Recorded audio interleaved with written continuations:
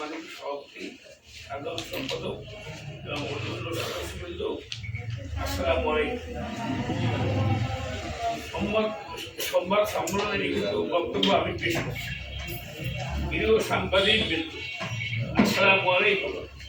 আমি আলহাজ আব্দুল আজিজ মুসলিম।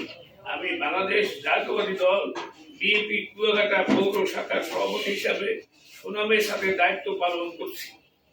আমি সুদীর্ঘ রাজনৈতিক জীবনে কোনো অপরাধ করি নাই, এমনকি আমার অনুসারী কোনো ব্যক্তি যাতে এই অপরাজনীতি করতে না পারে সেদিকে সর্বদা সচেতন আছে।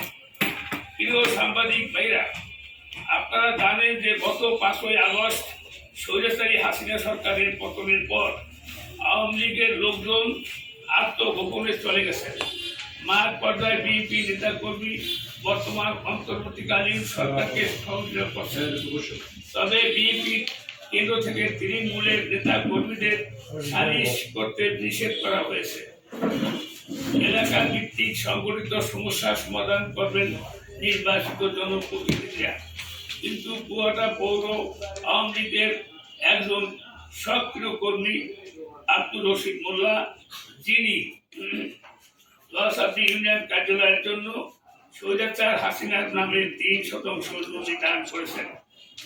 বিগত 15 বছর আওয়ামী লীগের প্রভাব দেখিয়ে বিভিন্নভাবে অন্যায় ও জমিতে সাইনবোর্ড পিলার স্থাপন করে বাণিজ্য করে আসছিল।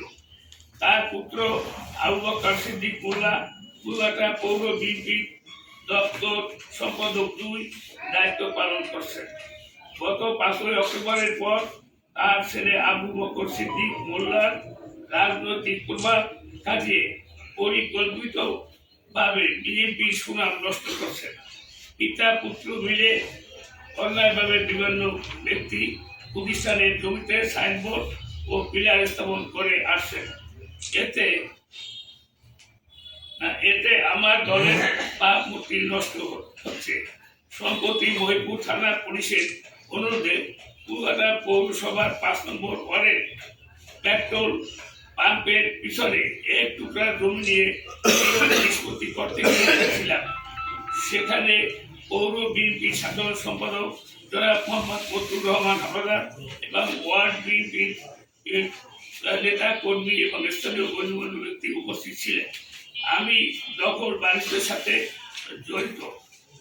জড়িত কয়েকজনকে রাগারাগি করছি এবং কয়েকটি পিলার এবং সাইনবোর্ড অপসারণ করা হয়েছে।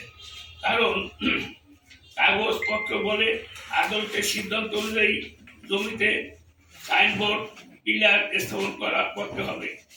এই বিষয়টি কুয়াকাটা পৌর বিএনপির সহ দপ্তর সম্পাদক 2 আবু বকর সিদ্দিক মোল্লার আপন ছোট ভাই মোহাম্মদ মঞ্জু মোল্লা উদ্দেশ্যপ্রণীতভাবে মোবাইলে ভিডিও ধারণ করে খবর পটুয়াখালী নামে ফেসবুক পেজ কর্তৃপক্ষের নিকট হস্তান্তর করেছেন,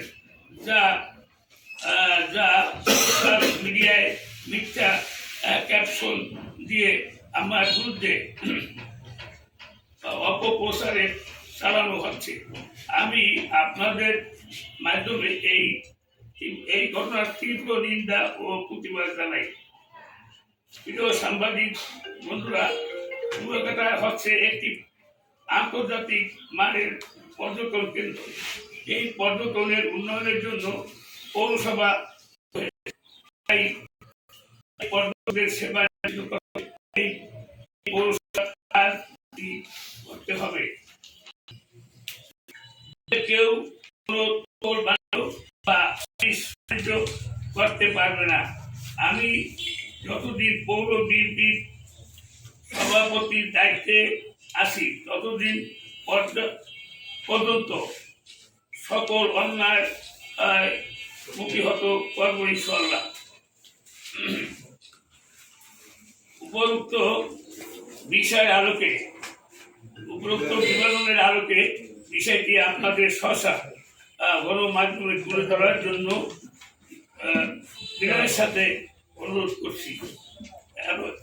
এতক্ষণ ধৈর্য ধারণ করে আমার বক্তব্য শোনার জন্য আপনাদের সকলকে আন্তরিক ধন্যবাদ জানাচ্ছি। মোহাম্মদ আব্দুল আজিজ চৌধুরী, সভাপতি কুয়াকাটা পৌরসভা।